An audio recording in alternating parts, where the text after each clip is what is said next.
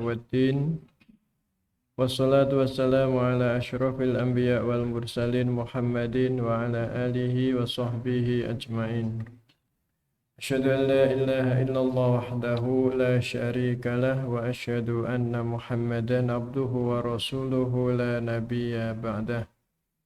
Rabbi shrah li sadri wa yassir li amri wahlul 'uqdatam min lisani yafqahu qawli. Allahumma anfa'na bima 'allamtana wa 'allimna ma yanfa'una warzuqna ilman yanfa'una. Allahumma hdina wahdi bina waj'alna hudatan muhtadin. Allahumma amin.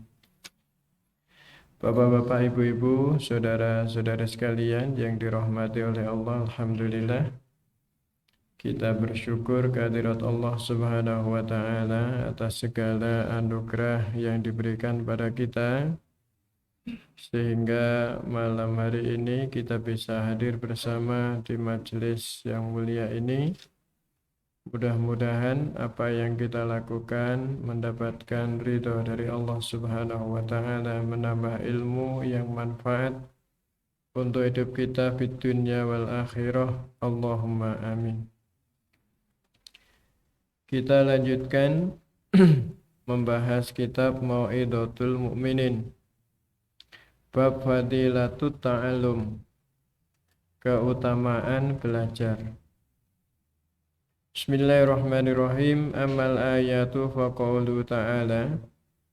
Adapun ayat yang terkait dengan belajar, keutamaan belajar adalah firman Allah, A'udzu billahi minasyaitonir rajim. Falaula nafara min kulli firqatin minhum ta'ifatun liyatafaqahu fiddin. Maka hendaknya pergi dari setiap firqah, kelompok, minhum di antara mereka ta'ifatun, kelompok kecil, liyatafaqahu fiddin, untuk belajar agama. Ini kemarin sudah kita bahas. Jadi setiap komunitas itu harus ada sebagian kecil yang mendalami agama. Ya, gunanya untuk apa? Kalau sudah paham, nanti bisa memberikan peringatan kepada kaumnya itu, komunitasnya itu.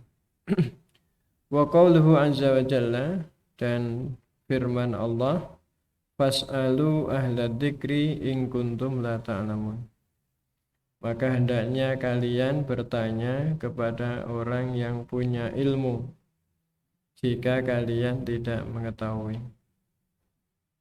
Jadi kalau kita sadar bahwa kita belum punya pemahaman tentang ilmu, ya hendaknya kita ini belajar, ya, bertanya kepada ahlul dzikri. Ahlul dzikri itu ahlul ilmi.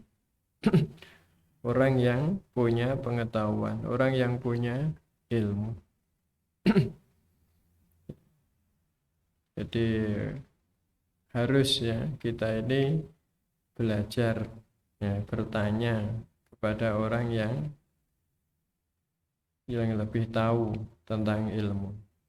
Ya, di antaranya bertanya itu ya, kalau tidak bertanya langsung ya belajar, hadir di majelis ilmu, hadir di pengajian. Wa amal akhbar. Adapun hadis-hadis yang terkait dengan keutamaan ilmu, di antaranya ada hadis Rasulullah SAW. Beliau bersabda, man salaka tariqan yatlubu fihi ilman salakallahu bihi tariqan ilal jannah. Kalau redaksi yang lain, man salaka tariqan yaltamisu fihi ilman sahalallahu lahu bihi tariqan ilal jannah.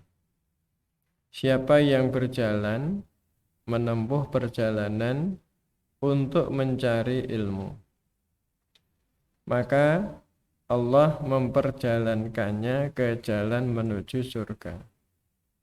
Dalam hadis lain, Allah memudahkan jalan ke surga. Ya, artinya apa? Ya, kalau kita ingin mudah masuk surga, ya harus tahu ilmunya. Opo wae kalau sudah tahu ilmunya itu jadi gampang. Jadi mengapa orang yang mencari ilmu itu mudah masuk surga? Dimudahkan oleh Allah untuk masuk surga ya karena dia tahu ilmunya. Ya, jadi di dunia ini ya, sesuatu itu sulit karena kita belum tahu ilmunya. Jadi ada orang mengatakan bahasa Arab itu sulit ya karena belum tahu ilmunya. Nah, ngerti ilmunya ya gampang. Matematika sulit ya, ya mereka belum tahu ilmunya. Nah, sudah tahu ilmunya ya gampang. Gak ono di dunia ini yang susah. Susah itu karena kita belum tahu ilmunya. Nah, tahu ilmunya ya gampang. Nah, surga ini kan juga ada ilmunya. Ya, apa caranya masuk surga? Kalau sudah tahu caranya masuk surga, ya gampang masuk surga. Karena jalannya surga itu banyak. Ya, jalannya banyak dan tidak terjal. Jalannya tidak terjal. Ya, biasa-biasa saja itu bisa masuk surga. Kalau kita ini tahu jalannya. Ya, jadi beragama nyantai-nyantai aja itu bisa masuk surga. Kalau tahu caranya. Iya. Jadi Allah Subhanahu wa taala itu menjadikan agama kita ini sebenarnya tidak susah. Tidak susah. Ya, justru Nabi itu kalau ada yang lebih mudah itu pilih yang lebih mudah. Jadi kalau ada dua pilihan, yang satu kalau lebih mudah itu yang dipilih Nabi itu yang lebih mudah. Ya. Jadi ini ya. Jadi orang yang mencari ilmu itu mudah masuk surga karena dia tahu banyak jalan masuk surga. Sehingga mudah bagi dia masuk surga. Bagi orang yang tidak tahu ilmunya, ya ketoknya uangnya. Padahal Allah itu lebih senang memasukkan orang ke surga daripada ke neraka. Jadi Nabi Isa itu orang itu masuk surga kabeh. Maunya Allah itu begitu gitu loh. Nah, makanya jalan menuju surga itu dimudahkan oleh Allah Subhanahu wa taala. Ya, seperti panjenengan sekarang ini datang begini ini. Ya, itu pahalanya banyak. Besar sekali pahalanya. Ya, lebih tinggi daripada sholat sunnah ya. Nilainya itu loh, lebih tinggi daripada sholat sunnah. Ya. Nanti di bawahnya itu kan ada dijelaskan. Ya. Wa qala sallallahu alaihi wasallam ya, li anta utuwa fatata'allama baban minal ilmi ya, khairun min antusalliya mi'ata rok'atin. Hadis riwayat Ahmad ya. Pagi-pagi kamu belajar satu bab ilmu itu lebih baik daripada sholat 100 rakaat. Di ngaji ilmu sabab ya, lebih baik ya, daripada sholat 100 rakaat. Ini. Jadi ngaji itu pahalanya besar sekali. Nah, hanya banyak orang itu tidak tahu. Ya, keutamaannya tidak tahu. Jadi dia lebih milih sholat. Ya, sholat duha. Sholat duha itu kan maksimal berapa? 8 ya. Ya, perwolu. Ya. Ngaji ilmu satu bab saja itu lebih baik daripada sholat sunnah 100 rakaat. Ini hadis riwayat Ibnu Hambal, yakni Ahmad ya. Juga diriwayatkan oleh Ibnu Majah ya. Ya, kemudian ditambahkan ini ya. Rasulullah bersabda, "Ma min kharijin kharaja min baitihi fi talabil ilmi illa wada'at lahul malaikatu ajnihataha." Siapa saja yang keluar dari rumahnya untuk mencari ilmu, maka dia dinaungi oleh para malaikat. Jadi dibersamai oleh malaikat. Nah, orang itu kalau sudah dibersamai oleh malaikat, ya dia terjaga. Hidupnya terjaga, dia akan berada di jalur yang lurus, on the right track.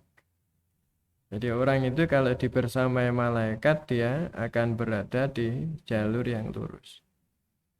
Ya, tidak menggak-menggok. Ya, makanya sopo sing sering ngaji, insya Allah uripe lurus. Sing sering ngaji. Ya, sing menggak-menggok. Ya, biasanya tidak ngaji. Jadi yang sering maksiat itu biasanya tidak ngaji. Wong iku nek sobone ilmu, insya Allah dia tidak menggak-menggok uripe. Dia akan lurus hidupnya. Jadi pentingnya ngaji itu di situ. Panjenengan yang biasa ngaji bisa merasakan itu. Bisa merasakan itu. Kok pemaksiat? Ya, itu wis aras-arasan dhisik. Ono ae. Ya, ono ae, mbok ngantuk mbok apa gitu ya. Itu nek orang itu. Kenapa? Karena dibersamai oleh malaikat. Ya, jadi setiap hari itu kan manusia ini kan jadi rebutan. Rebutannya setan dan rebutannya malaikat. Sing malaikat itu ngajak ke kebaikan, yang setan itu ngajak kepada kejelekan. Ya, karena menang-menangan menang di. Nah, penentunya manusia sendiri. Ya, manusia itu akan milih ngikuti setan atau ngikuti malaikat, yaitu tergantung pada kebersihan hati. Tergantung pada kebersihan hati. Ya. Nah, kalau orang itu biasa mencari ilmu, senengane melok ngaji, ya insya Allah yang melindungi dirinya itu para malaikat banyak. Sehingga dia akan berada di jalur yang lurus. Ya. Pengelakoni dosa itu aras-arasan. Nah, kalau melakukan dosa itu cepat ingat gitu. Jadi hatinya itu hidup. Ya. Jadi kalau orang itu hatinya hidup, itu kalau melakukan dosa itu gelisah. Kalau melakukan baik itu senang. Itu tanda hati kita ini hidup. Jadi kalau kita ini melakukan kebaikan kok hati kita ini senang, melakukan dosa hati kita ini gelisah, tandanya hati kita itu hidup. Iman kita ini masih ada. Ya. Rasulullah pernah ditanya, mal iman. Iman itu apa ya Rasulullah? Rasulullah tidak jawab, iman adalah, tidak begitu. Tapi Rasulullah menunjukkan hati yang ada imannya. Rasulullah mengatakan, idza sa'atka sayyatuka wasarratka hasanatuka fa anta mu'min. Kalau perbuatan buruk itu membuatmu gelisah dan perbuatan baikmu membuatmu senang, itu tandanya kamu beriman.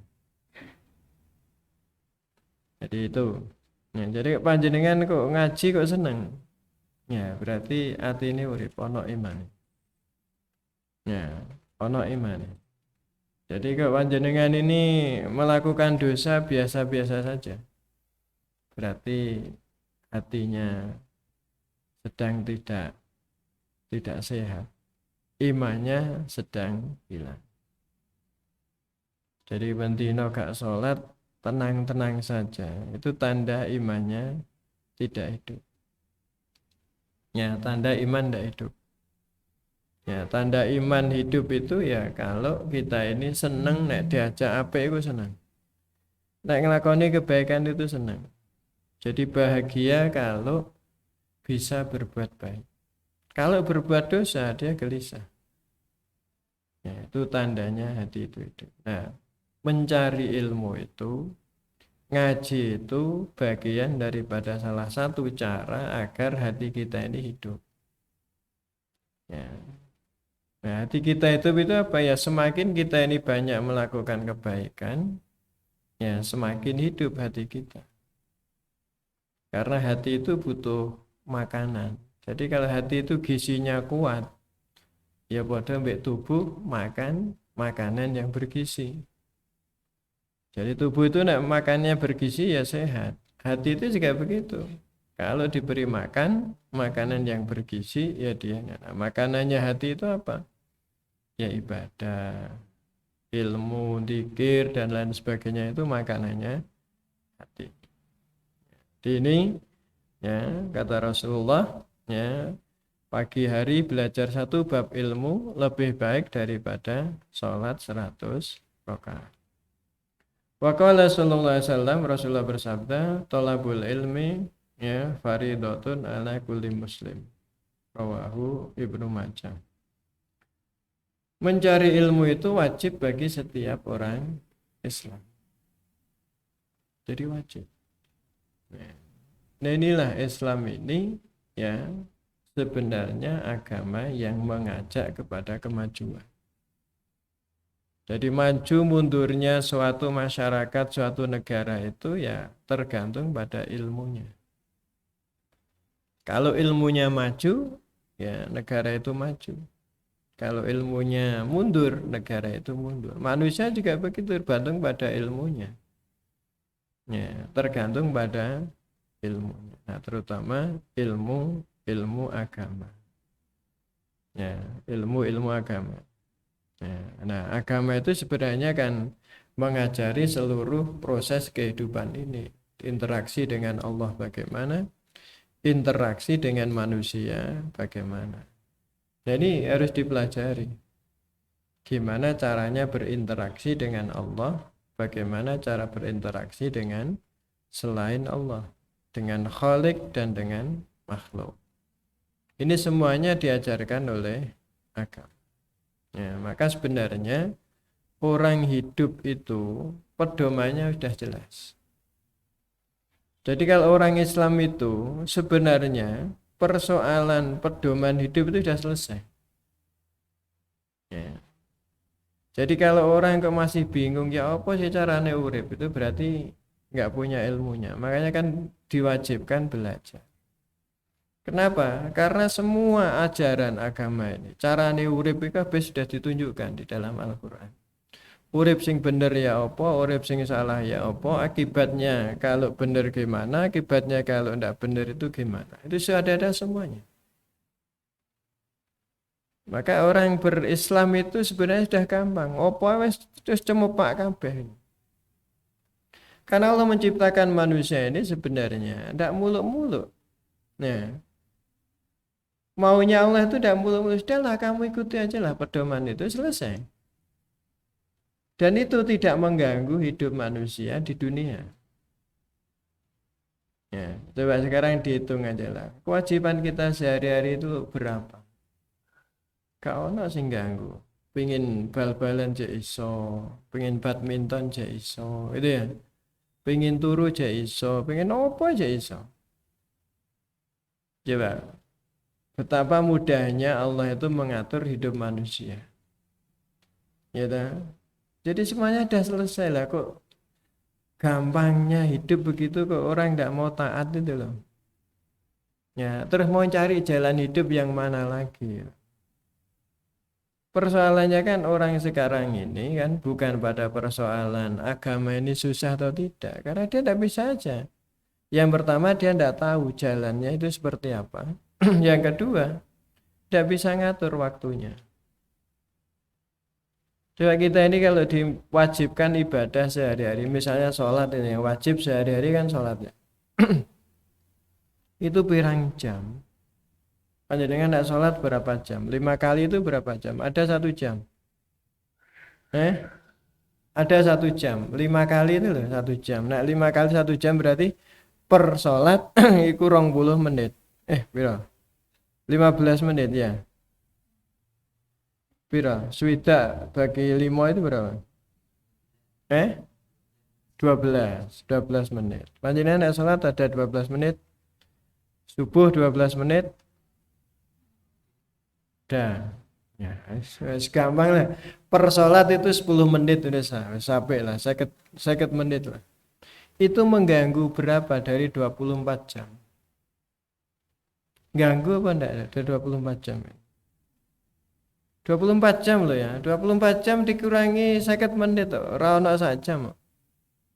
Terus yang 23 jam itu dikaya apa coba? Coba. 23 jam itu mau dipakai apa? Ya, kalau ngelikur 1 jam. Jadi sebenarnya orang itu menyisihkan saja 1 jam untuk ibadah. Ya, cukup.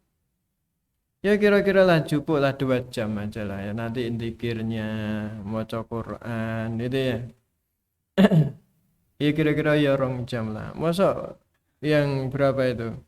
Yang 22 jam itu cek kurang masa. Ngurusin dunia tak aja cek kurang. Wong dunia itu ya kebutuhannya tidak banyak. Mangan itu ya kur sak piring. Ya dah. Jadi mau makan berapa piring coba? Disuguhi 1 piring, paling ya dimangan maksimal ya 2 piring. Kalau naik umure 50 mendukur, nah wis setengah piring, gitu ya. 50 mendukur ya setengah piring, ya ta? Nah, nek cek nom-nom ini ya 2 piring cek ini kan. Ya. Sate disuguhi misalnya 20 tusuk gitu ya. Piro sing dipangan piro gitu ya. Nek 50 mendukur iku ya paling 2 tusuk gitu ya. Butuhe kur iku tok. Ya, jadi masa butuh gitu-gitu aja sampai 12 jam. Lah kok orang tidak bisa sholat itu loh. Kan bukan persoalan berat tidaknya ibadah itu, tapi pinter tidaknya ngatur waktu. Kalau orang itu bisa ngatur waktu, sebenarnya sudah bisa selesai, semuanya bisa. Karena agama ini tidak dipersulit oleh Allah Subhanahu wa taala. Makanya kudu duwe ilmune. Ya, kalau orang itu tahu ilmunya, dia bisa ngatur. Ya apa caranya? Dia bisa memilih ibadah-ibadah yang memang apa itu ibadah-ibadah yang memiliki nilai tinggi gitu ya. Memiliki nilai yang tinggi. Jadi semuanya sudah dipermudah oleh Allah Subhanahu wa taala. Hidup ini sudah selesai. Ya. Tidak perlu lagi mencari carane urip iku ya apa, tidak perlu. Sudahlah ikuti aja petunjuk dari Allah yang ada di dalam Al-Qur'an dan di dalam hadis Rasulullah sallallahu alaihi wasallam. Selesai. Ya. Dan kadang-kadang orang itu kan kesibukannya kita ini sebenarnya kan pemain. Jadi kita ini sudah jadi pemain. Jadi Allah itu butuh kita ini jadi pemain saja. Sudahlah, aturan mainnya sudah ada. Jadilah kamu pemain yang baik kan gitu aja. Ya, ikuti aja permainan yang sudah ditetapkan oleh Allah dan jadilah pemain yang baik. Itu kan maunya kan gitu saja. Semuanya sudah dijadikan. Fasilitas diberi gitu ya.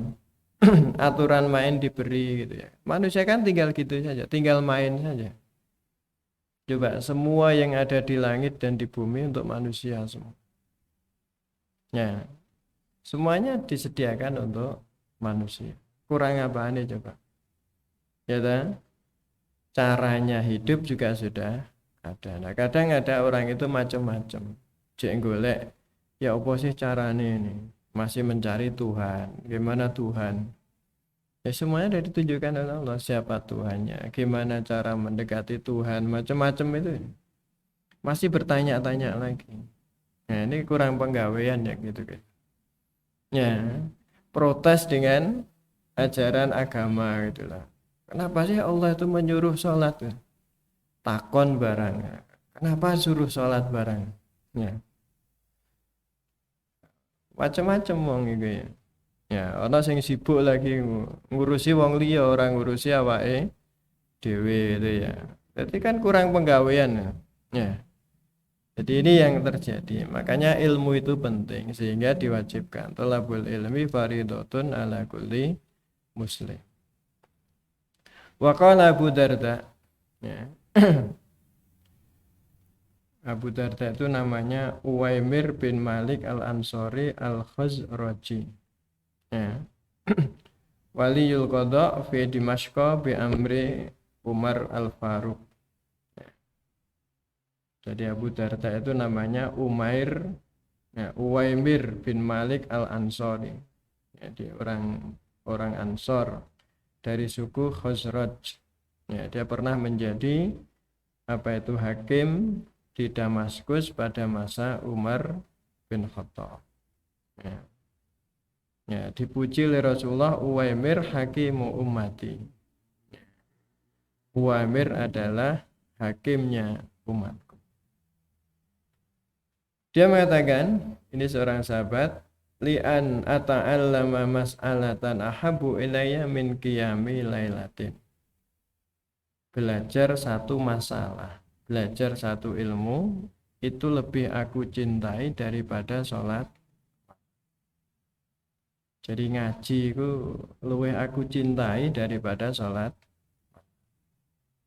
Ini pandangannya Abu Darda. Ya. Nah, kenapa? Karena kalau sholat malam itu dia hanya dapat untuk dirinya sendiri.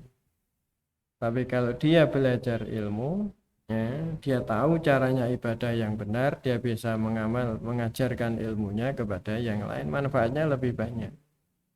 Sebab kalau ibadah itu tanpa ilmu, nilainya rendah. Nilainya rendah.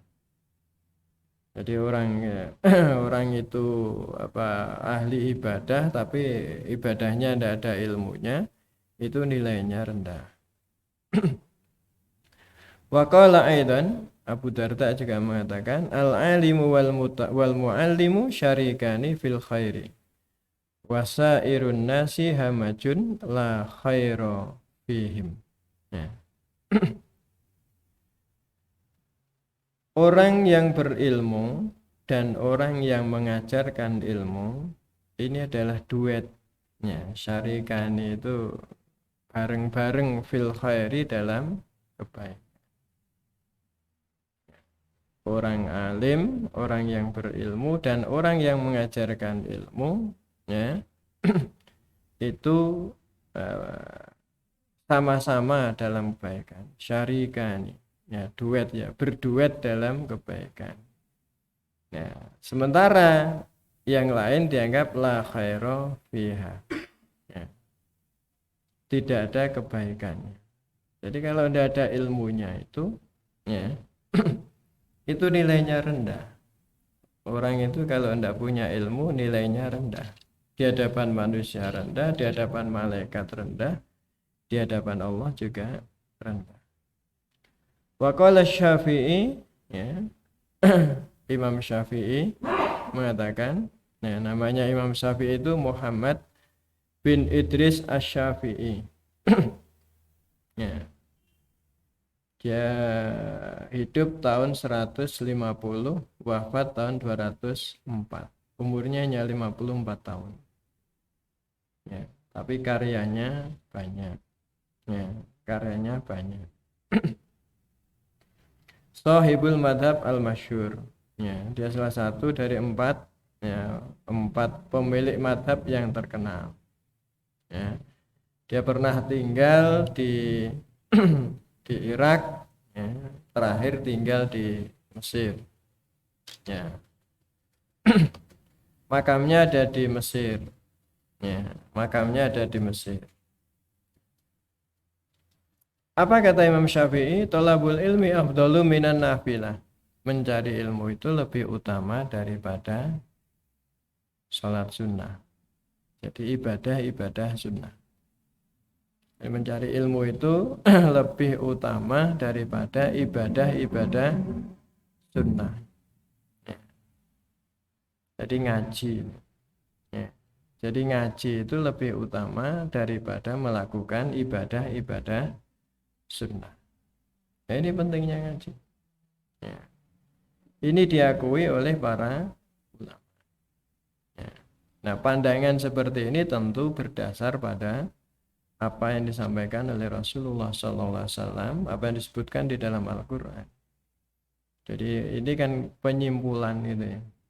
Ya, penyimpulan dari apa ungkapan-ungkapan yang disampaikan oleh Rasulullah SAW tentang pentingnya ilmu. Wa qala Fathul Musili rahimahullah, alaysal maridu idza muni'at ta'ama wasyaraba wad-dawa ayamut. Bukanlah orang yang sakit itu kalau tidak diberi makan, tidak diberi minum, tidak diberi obat itu akan mati. Qalu, ya, mereka menjawab bala. Iya. Qala, lalu Fathul Musili mengatakan, kadzalikal qalbu idza muni'a anil hikmah idza muni'a anhul hikmatu wal ilmu salasata ayyamin yamutu. Begitu juga hati itu kalau tidak diberikan hikmah dan ilmu, ya, jadi hikmah ilmu itu kadang-kadang diartikan sama. Ya, hikmah itu ya kata-kata bijak. Ya. Hati itu kalau tidak diberikan ilmu dan hikmah selama 3 hari, maka hati itu akan mati.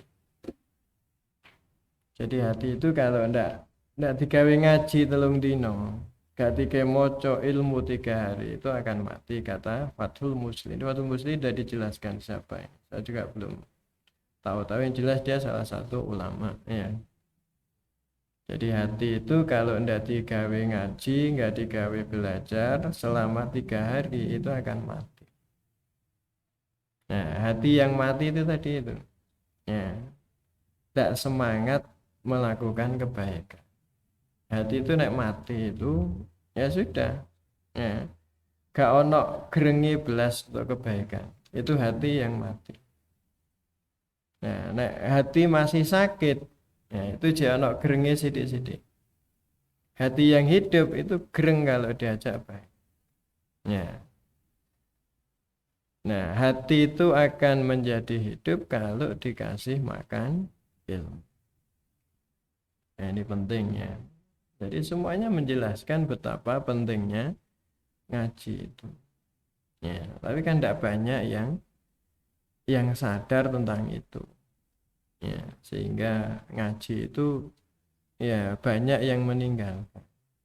Ya, orang milih wiridan, orang milih sholat, orang milih ya ibadah-ibadah sunnah yang lain, tapi ngaji ditinggalkan. Padahal ngaji ini yang paling penting. Ya, ngaji ini yang paling penting karena ngaji itu meningkatkan kualitas ibadah dan menunjukkan kita bagaimana beribadah. Ya, sehingga hidup itu ya tidak berat. Ya, beragama itu menjadi tidak berat kalau orang itu berilmu. Ya, tapi kalau orang itu tidak berilmu, itu ibadah itu beragama itu menjadi berat. Ya, menjadi berat. Karena dia tidak punya jalan, nggak tahu jalannya. Ya, wong iku nek ngerti dalane, apalagi ngerti akeh dalane, iku nyantai-nyantai. Biasa-biasa aja. Ya. Jadi kalau sampean ini misalnya di Malang ini kok ngerti dalan tikus neng dindi, iku mau ke kota itu nyantai-nyantai aja. Tutup kene golek liyan. Tutup kene golek liyan. Sama. Ya, melakukan kebaikan itu ya jalannya banyak, nggak bisa lewat jalan sini, jalan yang nah, karena Allah itu memberikan kesempatan orang masuk surga itu kepada siapa saja. Orang normal bisa masuk surga, orang yang difabel bisa masuk surga, orang kaya bisa masuk surga, orang miskin juga bisa masuk surga, laki-laki bisa masuk surga, perempuan bisa masuk surga, semua ada jalan. Ya, maka ketika Nabi itu disambati oleh orang miskin, Ya. Nabi ya nyantai aja jawabnya. Ya, enak ya jadi orang, enak aja jadi orang kaya itu. Ya, jadi orang kaya itu enak gitu ya. Dia bisa macam-macam melakukan macam-macam. Ya, dia bisa haji, dia bisa sedekah, dia bisa inilah. Kita yang miskin-miskin ini tidak bisa apa-apa, tidak bisa sedekah, tidak bisa ngaji, tidak bisa apa, tidak bisa haji, tidak bisa umroh. Ya, Nabi nyantai-nyantai aja, kayak jalan lain aja lah. Ya, kan wiridan, nah, podo ae mbek orang kaya kan gitu ya. Jadi kan maca subhanallah 33 kali, alhamdulillah 33 kali, Allahu Akbar 33 kali. Ben mari salat. Ya, iku wis padha. Ya, ya bareng dilakoni sing sugih ya, ruh gitu ya.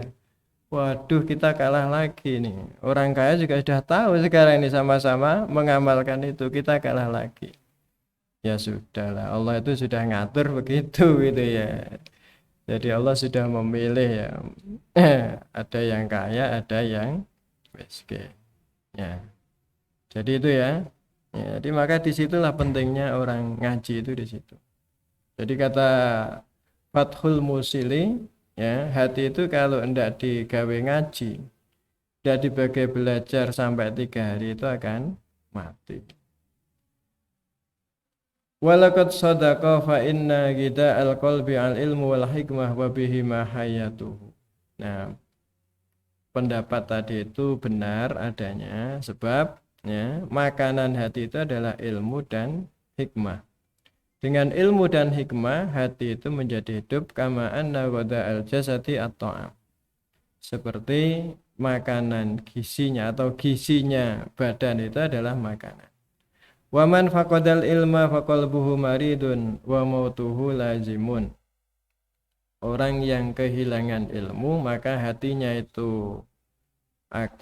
akan sakit ya dan bisa membawa kematian walakin la yash'uru bihi tapi dia tidak merasa. Idhubud dunya wa sughluhu biha abtalu ihsasahu. Karena cinta dunia dan sibuk ngurusi dunia itu ya membatalkan rasanya atau matikan rasa. Jadi kadang orang itu tidak ngerti nih hati ini sedang mati. Mengapa? Ya karena dia disibukkan dengan urusan-urusan dunia. Ya, karena dia sibuk ngurusi dunia, dia tidak merasa bahwa hatinya itu sedang mati. Jadi tidak gereng kalau diajak baik. Ya. Jadi tandanya tadi itu, idza saat kasayatuka wasarotka sanatuka fa anta mu'min. Nah, hatiku kok seneng diajak baik, melakukan kebaikan, itu tandanya masih hidup, ada imannya. Tapi kalau hati itu sudah tidak merasa gelisah melakukan dosa, melanggar ajaran agama, maksiat, ya, itu berarti hati ini sedang mati. Nah, paling tidak sakit, ya, paling tidak sakit. Nah, banyak orang yang tidak merasa itu kenapa? Ya karena kesibukannya dengan dunia. Cintanya dunia itu membuat perasaannya itu menjadi tumpul. Fa'udzu billahi min yaumi kashfil kita. Ya. Kami berlindung kepada Allah di hari di mana Allah membuka ya penutup. Fa innan nasa niyamun fa idza matu intabahu. Ya, sebab manusia itu tertidur, kalau sudah mati baru sadar, baru krasa. Jadi wong itu kadang-kadang tidak merasa. Ya, jadi kok nek wis mati lagi krasa. Oh iya, biyen kok gak gelem nglakoni ngene. Ya. Ketika semuanya sudah dibuka oleh Allah Subhanahu wa taala. Lagi sadar. Ya, tapi sadarnya terlambat. Ya, pengen urip meneh. Ya, qala rabbirji'un. Pengen dibalikna meneh urip ning dunia. Ya. Wis terlambat. Menyesal yang terlambat. Wa qala Ibnu Mas'ud radhiyallahu anhu, Ibnu Mas'ud mengatakan, ya, Ibnu Mas'ud itu namanya Abdullah bin Mas'ud Al-Hadali, ya, Abu Abdurrahman. Kana khadimur Rasul al-amin wa sahibu sirrihi wa rafiqihi, ya, fi hali wa tirhali wa zawatihi. Qala fi Umar wi'a'u mali'in ilman. Ya. Ibnu Mas'ud itu namanya Abdullah bin Mas'ud. Ya, dia adalah pelayannya Rasulullah sallallahu alaihi wasallam. Selalu mendampingi Rasulullah sallallahu alaihi wasallam ketika di rumah maupun ketika bepergian maupun ketika perang. Ya, Umar mengatakan, ya, memuji tentang Ibnu Mas'ud ini, wi'aun maliun ilman. Ya, jadi wadah yang penuh dengan ilmu. Jadi Ibnu Mas'ud termasuk yang banyak meriwayatkan hadis. Ya. Apa kata Ibnu Mas'ud? Alaikum bil ilmi qabla an yurfa wa raf'uhu mautu ruwatihi. Wa inna hadan lam yulad aliman wa innamal ilmu bit ta'allum. Kamu harus belajar. Ya. Kamu harus nyari ilmu sebelum ilmu itu diangkat. Mumpung ilmu itu masih ada, ngaji. Gimana angkatnya ilmu? Wa raf'uhu mautu ruwatihi. Ya, ilmu itu diangkat dengan matinya yang meriwayatkan ilmu. Ya. Nek wis gak ono kiai ini, gak ono sing ngajak nih, ya berarti ilmu itu diangkat. Wa inna hadan lam yulad aliman, bahwa manusia itu tidak dilahirkan dalam keadaan berilmu. Gak langsung duwe ilmu. Wa innamal ilmu bit ta'allum. Ilmu itu dengan belajar. Ini ya fadilah belajar. Fadilatut ta'allum. Fadilahnya belajar. Jadi kita ini harus belajar. Harus sering ngaji. Moco gitu ya. Pahalanya besar. Belajar ilmu itu nilainya lebih tinggi daripada, ya, melakukan ibadah-ibadah yang sunnah. Ya. Sekarang ini kan banyak loh, sumber ilmu itu banyak. Ya, HP kita ini sumber ilmu kalau kita mau menggunakan. Ya, pengajian. Nah, kadang ada pertanyaan. Kan sama saja. Ya, ngrungokno TV karo hadir di majelis ilmu. Ya, sama saja dapat ilmunya, tapi fadilahnya berbeda. Karena panjenengan ngumpul begini ini diparani malaikat, hafadhumul malaikah. Ya. Jadi dinaungi oleh para malaikat. Wa wasiyatuhumur rahmah. Ya, dan dinaungi oleh kasih sayang, ya. Wadukira, ya. Manfis sama.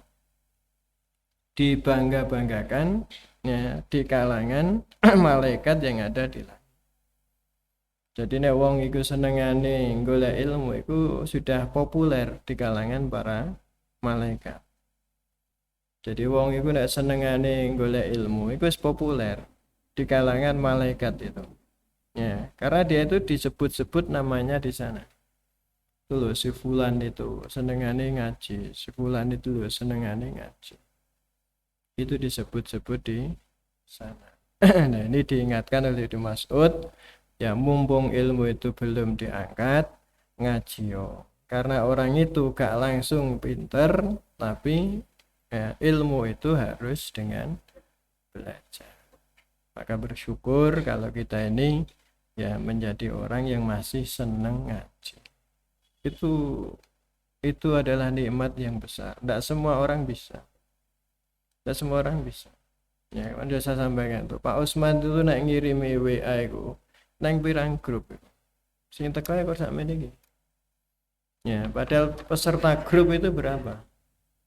Ya ta. Peserta grup itu berapa? Ratusan itu ya.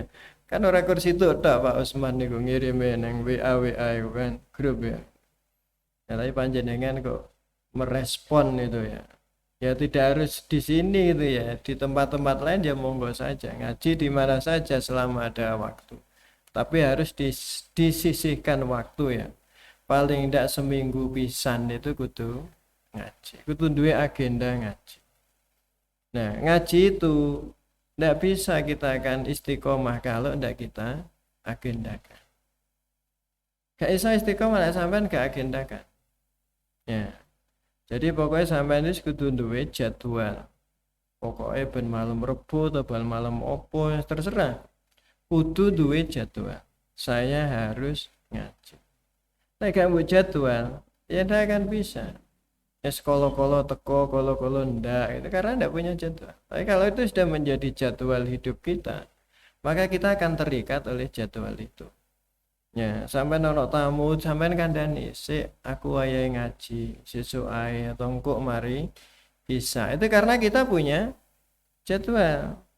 Ya, jadi seperti saya ini kan sudah menjadwal malam Kamis gitu ya. Ono wong pe nang omah kok mari maghrib ya tak kandani dhisik, kok mari bisa. Ya, karena saya terikat oleh jadwal saya. Panjenengan juga begitu. Harus di jadwal itu caranya supaya kita ini ya, kalau sampean tuh makan gitu loh, kalau sampean iso jadwal makan jadwal ngaji gak iso itu ya ini yang harus diinikan gitu ya. Jadi persoalannya kan noto waktu saja kita ini ya. Jadi semuanya bisa kita lakukan karena Allah memberikan waktu kepada kita ini sangat luas dan tuntutan yang wajib kepada kita itu tidak banyak dari 24 jam itu. Nek dihitung-hitung itu sing wajib itu ora ono saja. Ya. Yang lain kan silahkan mau sampean tambahi piye, pokoknya aja ngakoni maksiat kan begitu aja. Ya. Jadi itu. Saya rasa ini yang bisa kita bahas malam hari ini. Monggo kalau ada yang punya informasi lain terkait dengan thalabul ilmi ya monggo disampaikan. Atau ada pertanyaan ya nanti kita bahas bareng. Monggo. Atau sudah cukup? Ya. Oh.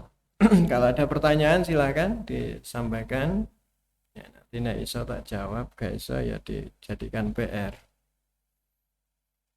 Wonten? Nggak ada. Oh nggih, monggo.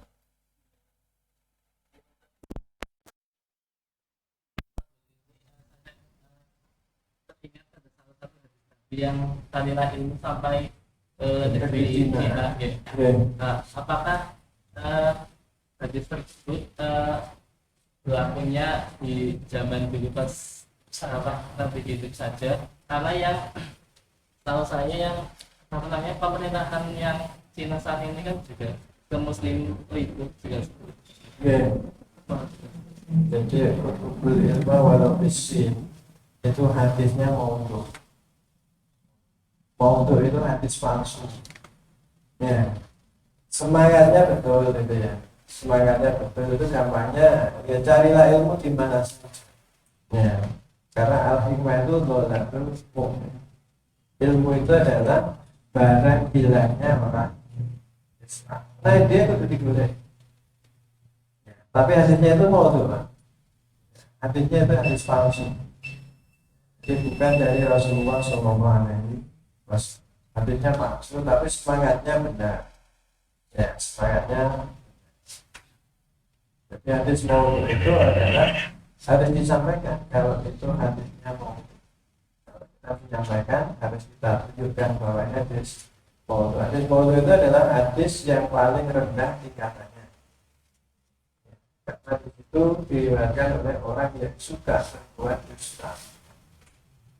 Berarti di riwayat hadis itu ada orang yang suka.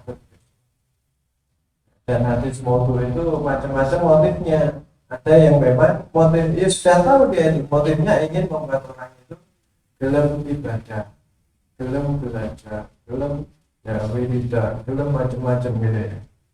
Itu dibuat hadis-hadis yang palsu. Ya tapi itu tidak boleh. Makanya etikanya ketika orang itu menyampaikan hadis dhaif, betul disampaikan bahwa ini hadisnya dhaif. apalagi hadis. Tapi sekali lagi semangatnya oke lah. Artinya carilah ilmu di mana saja, jangan hanya di negeri kita, di mana saja. Karena ilmu itu barang miliknya orang Islam. Di mana saja dia dapatkan, dia harus tahu. Berkatan ya? Sekarang? Oke, Allah.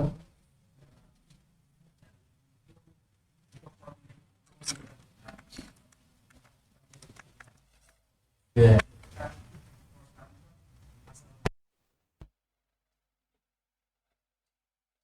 Oke. Oke. Iya. Jadi untuk menilai ilmu itu baik apa tidak, ya itu lihat aja dampaknya, Pak. Jadi kalau ilmu itu membuat kita itu makin baik dengan Allah, makin baik dengan makhluk Allah, itu berarti tandanya ilmu itu baik. Tapi kalau kita ini ngaji, mari ngaji kok dikongkon tukaran, ya, atau isine ngaji kok ngerasani wong, ya berarti itu kan tidak benar. Ya, apalagi nyari ilmu hanya untuk bantah-bantahan, itu tidak boleh. Ya, untuk membantah orang lain itu tidak boleh. Ya, itu malah kalau dalam hadisnya itu tidak akan mencium bau surga. Jadi untuk gagah-gagahan atau untuk yang bodohnya orang bodoh atau untuk kepentingan duniawi, ya duniawi itu macam-macam. Duniawi itu ya prestis, duniawi itu ya duit, duniawi itu ya popularitas, ya itu duniawi. Ya, dia tidak akan mencium bau surga. Nah, ini jadi cara ngeceknya gitu. Apakah ilmu yang saya dapat itu membuat saya makin dekat dengan Allah atau tidak? Makin baik dengan manusia apa tidak? Ya, kalau tidak ya sampai tinggalkan. Ya, karena itu berbahaya. Jadi kalau sampai itu belajar ilmu, dari belajar ilmu itu karo tonggone itu gak akur gitu ya. Karo bapaknya tambah tukaran. Ya, karo bojone pegatan. Nah, itu berarti ilmunya bermasalah. Tidak ada ngajari kon pegatan gara-gara ilmu, gara-gara ngaji kok pegatan itu gak boleh. Karena ada yang begitu itu ada. Ya, gara-gara ngaji, ya mulih teko omah tukaran mbek bojone, mergo ndak pahame gak padha. Ya, akhirnya pisah. Diwangi mari ngaji ya karo bapake tukaran. Mergo ndak pahamnya ndak sama. Jadi itu Mas ya. Jadi caranya melihat begitu. Saya ini setelah ngaji itu tambah apik dengan Allah, tambah apik dengan makhluk Allah atau tidak. Ya, itu kuncinya itu saja. Karena tidak ada ya kebaikan itu mengajarkan kejelekan, tidak ada. Tidak ada ilmu itu kok ngajari jelek, itu tidak ada. Ngajari ya supaya pisah, ngajari supaya tukaran, ngajari supaya. Makanya harus tahu posisi-posisi ya tentang ilmu itu seperti apa. Ya, jadi nek fikih itu ya fikih itu subjektif. Nek fikih itu tidak bisa disejajarkan, digandengkan terus ditanya sing paling apik sing ndi, ndak. Ya, sing paling benar sing ndi ya tergantung subjektivitas. Ya, kecuali yang dasarnya sudah sharih jelas. Barang-barang yang masih apa itu debatable, yaitu kita harus tahu ini masalah ini sudah disepakati atau belum, atau masih ada perdebatan antara satu dengan yang lain apa tidak. Selama belum ada kesepakatan ijma, ya berarti masing-masing. Jadi caranya ya, jadi caranya memperhatikan ilmu kita itu gitu aja. Dengan belajar saya ini tambah bagus hubungan saya dengan Allah dan dengan sesama atau tidak. Tidak hanya dengan Allah saja loh ya. Karena dengan Allah itu paling gampang. Ya, tapi dampak dari menjadi baik dengan Allah itu loh yang harus diperjuangkan. Yang harus diperjuangkan. Jadi kalau apik tok kepada Allah itu gampang. Tapi bagaimana dengan baik kepada Allah berimbas pada baik dengan sesama makhluk Allah. Itu yang harus diperjuangkan. Itu butuh perjuangan. Nah, kalau kita ini tidak jeli ya melihat ilmu itu nanti dengan Allah saja baik, ya, tapi dengan manusia tidak. Ya, isinya apa ya? Ya tukaran nih kok isinya. Tukaran, bantah-bantahan, terus nyek-nyekan. Nah, itu berarti tidak ini. Ya, ilmunya bermasalah. Yang gitu itu ilmunya bermasalah. Makatan? Nggih.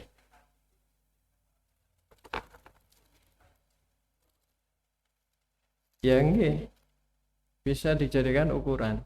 Apakah yang diajarkan itu ngajari saya jaib dengan Allah dan baik dengan sesama manusia atau tidak? Ya, jadi ukurannya kan itu.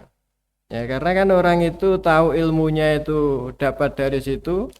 Ya, dia tahu bahwa ini ilmu baik apa tidak itu kan ya karena ada yang ngajari. Ya, kalau yang diajarkan pada kita membuat kita ini tidak baik dengan Allah, tidak baik dengan sesama manusia, ya berarti bermasalah. Jadi itu. Makanya, nggih.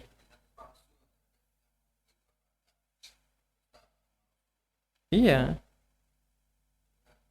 Makanya kan harus dijelaskan. Berat.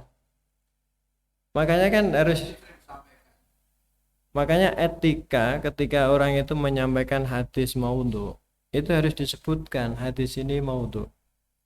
Memang ada hadis-hadis itu maudhu sengaja dibuat oleh orang-orang yang ahli ibadah, para ahli tasawuf gitu ya, orang-orang yang maunya itu baik gitu ya, maunya baik, ngajak orang supaya gelem beribadah.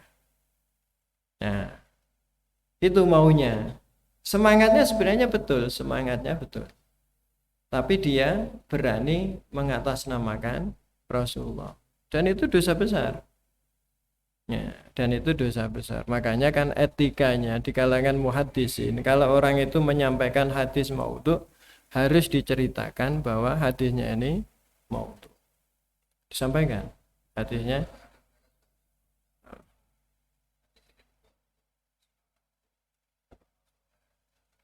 Iya, jadi boleh disampaikan tapi harus diberi keterangan. Karena isinya kadang-kadang memang sejalan dengan Al-Quran, sejalan dengan hadis. Kadang-kadang isinya begitu, menguatkan apa yang ada di dalam Al-Quran dan di dalam hadis. Karena motifnya bermacam-macam. Orang buat hadis, ada yang motif politik untuk mendukung, ya, mendukung calonnya itu ya, mendukung rajanya gitu ya, misalnya. Ya kayak dulu itu loh la taqrabu wa la taqrabu hadis syajarata wa taqrabu hadis syajarata kan untuk dalilnya P3 mbiyen itu ya. Ya untuk anu ya, jangan kamu dekati pohon ini gitu ya. Itu kan kampanyenya uang P3 mbiyen kan gitu ya. Begitu itu ya. Ya gitu-gitu kan tidak boleh menempatkan Al-Quran untuk kepentingan politik kan tidak boleh. Sama. Ya, jadi ada orang buat hadis itu kepentingan itu. Ada yang kepentingan dodolan ya. Dodolan terong gimana manfaatnya terong gitu ya. Ya, macam-macam. Ada yang kepentingannya ibadah. Jadi ada orang membuat hadis palsu sengaja dibuat untuk ya mendorong orang, memotivasi orang untuk beribadah. Ya, makanya kudu dijelaskan. Ininya sama isinya, menguatkan ibadah. Ya, misalnya berzikir, sholat, sunnah, dan yang banyak kan begitu. Hadisnya maudhu. Ada disampaikan kalau itu maudhu. Beda loh, maudhu dengan dhaif itu beda loh ya. Maudhu itu hadis yang paling dhaif. Hadis dhaif yang paling jelek, tingkatannya paling bawah. Beda dengan hadis dhaif, beda. Tingkatannya beda.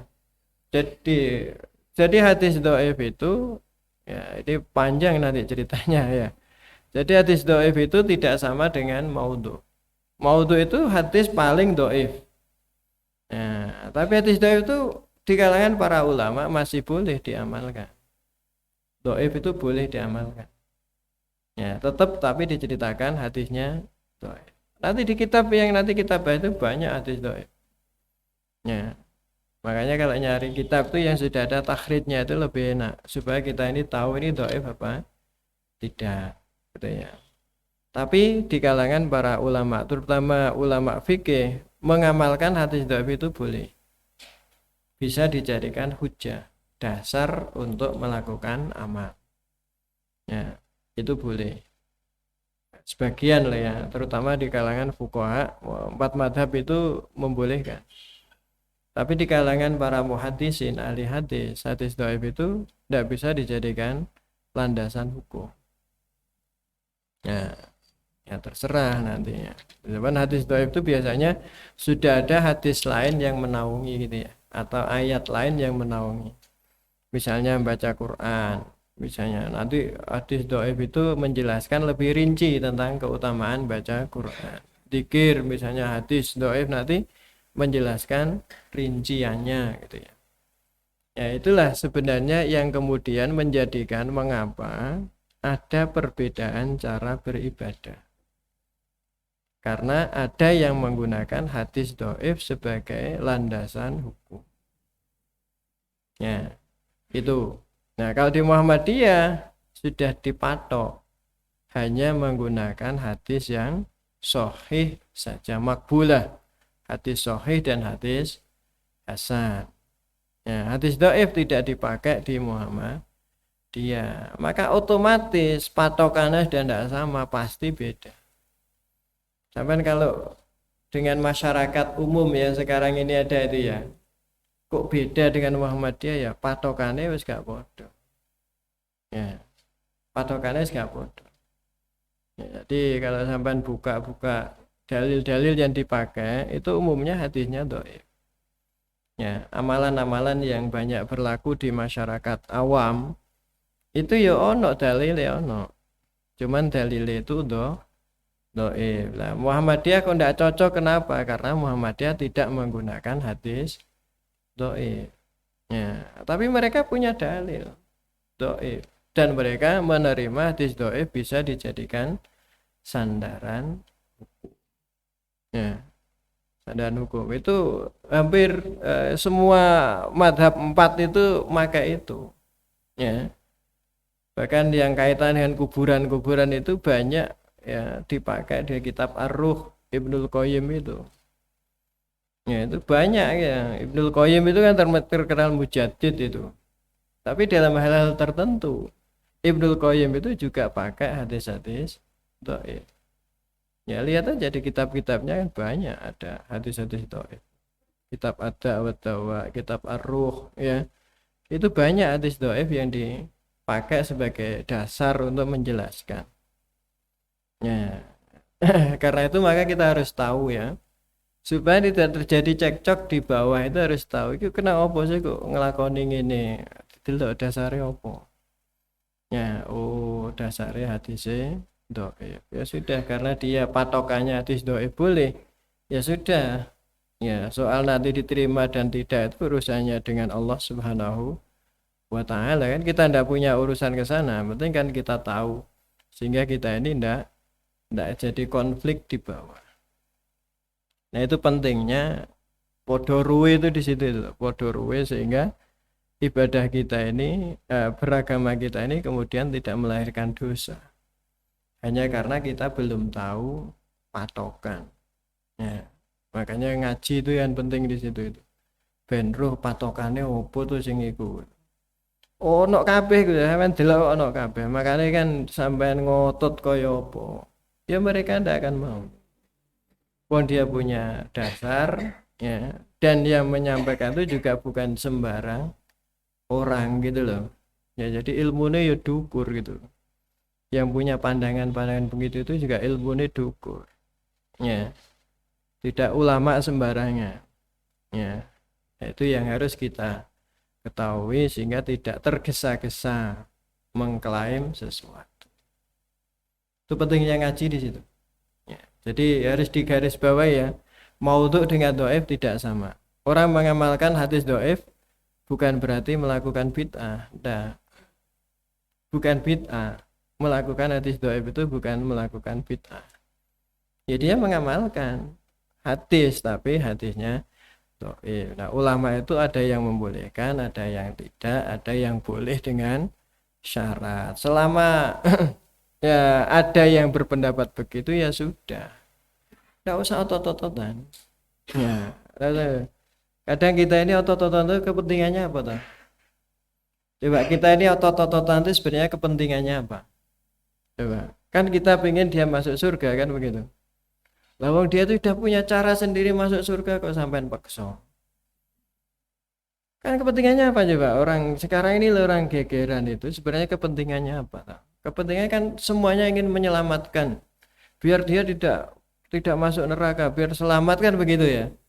Pendapat sampeanku salah gitu, yang bener nggonku gitu. Oh, dia tuh meyakini dia tuh benar kok. Terus piye itu? Ya sudah ya ben tau melakukan dewe gitu ya kan enak gitu ya. Tapi yang penting kita tahu gitu ya. Ya kadang-kadang kan kita ini perlu tanya, maunya apa sih gegeran itu untuk apa sih maunya itu kok. Orang itu ngotot itu kudu nyuwalah nyalana itu ngotot itu ben apa toh? Ya kan ben selamat kan karepe ngono. Lah dia itu wis dicara dhewe carane selamat wis dicara dhewe. Ya, kok dipaksa gitu ya kan ya mesti gak gelem ta. Sampeyan kan dicara dhewe ning Malang gitu loh. Ya kok sampean paksa dengan jalane sampean kan mesti gak gelem. Apalagi kalau mereka sudah punya landasan yang dia yakini sebagai kebenaran. Ya kan selesai itu sudah. Ya, kadang-kadang saya kan dia bertanya-tanya, kenapa sih kok gegeran sampai rame gitu ya? Mau nih apa kan? Mau nih pengen mlebu swarga. Ya sudah diputus saja. Sudahlah mari kita ini bareng-bareng masuk surga dengan caranya masing-masing. Nanti ketemu di surga dengan gang yang berbeda. Kan gitu aja ya. Blok yang berbeda. Yang saya nanti blok ini, kelompok saya blok ini, kelompok sampean blok sana. Nanti kita bertetangga. Kan gitu kan enak. Ya, itu kan enak gitu loh. Kalau seperti itu kan enak gitu. Hidup itu kan enak, enggak berdosa kita ini kan. Ya, enggak berdosa. Mari fastabikul khairat. Lah sudahlah sampean pakai carane sampean, saya pakai cara saya. Kita bersaudara fid dunya wal akhirah kan gitu lebih enak. Itu lebih enak. Sebab kan kepentingannya apa sih kita maksa-maksa itu kan kepentingannya ben mlebu swarga kan. Lah dia itu sudah pengen juga masuk surga dengan cara yang dia miliki kan gitu. Nah, selama itu absah ada dasarnya ya sudah, kecuali kalau dasarnya salah gitu loh. Dasarnya salah loh. Ya, salah itu melanggar yang sudah sorry. Ya sudah sorry, ya sudah betul, ya, sudah benar, dasarnya sudah jelas-jelas gak oleh kok dia membuat coro dewe lah, itu boleh kita. Tapi kalau masih ikhtilaf ya karena satu pakai hadis sahih, satunya pakai hadis dhaif ya sudah. Itu berarti peluang ya. Itu peluang perbedaan yang harus ditoleransi.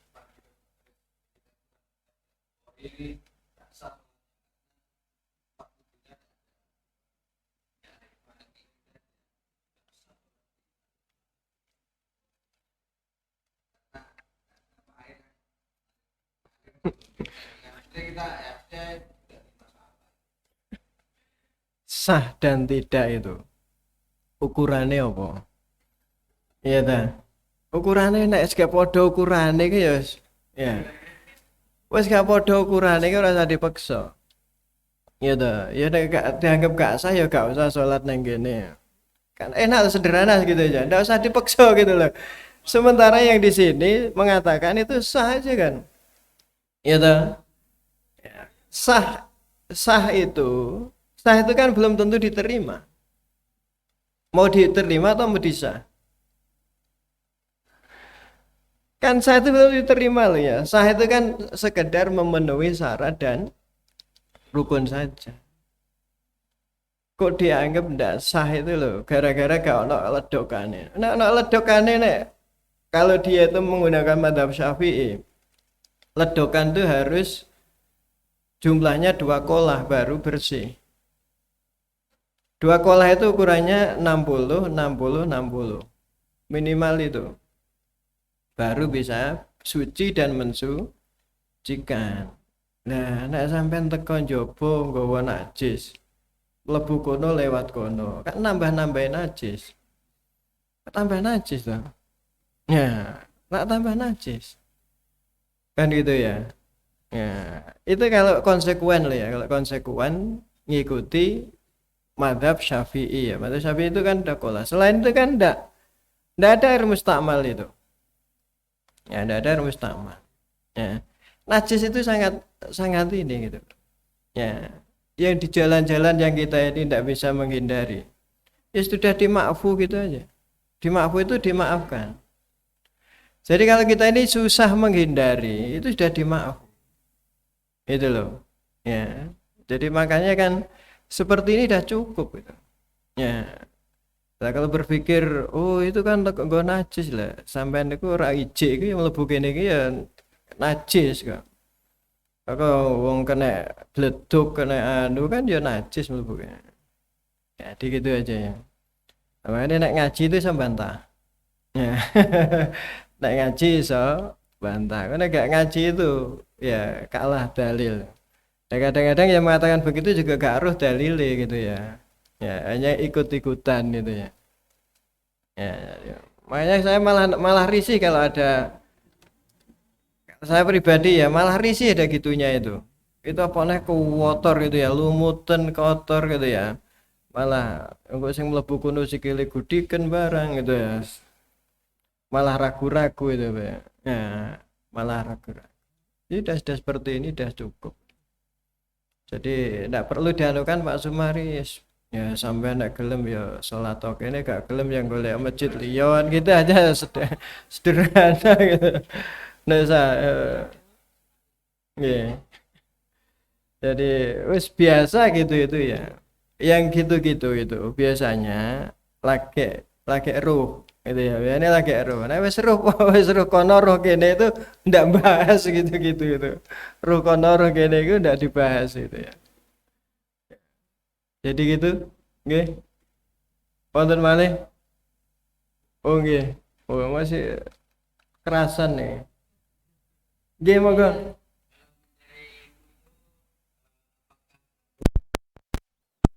Atau sekarang kan ada media sosial, apakah cukup dengan media sosial saja atau harus dengan profil?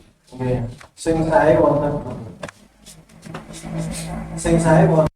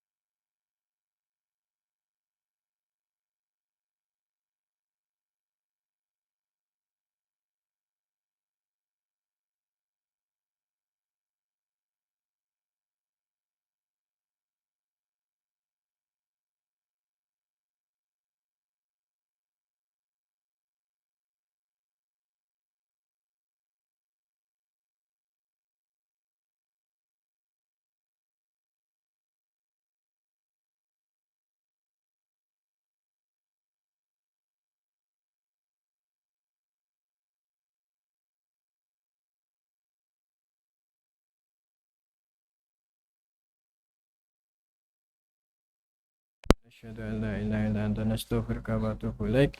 Wa sallallahu ala Muhammadin wa ala alihi wa sahbihi ajmain. Alhamdulillahirabbil alamin.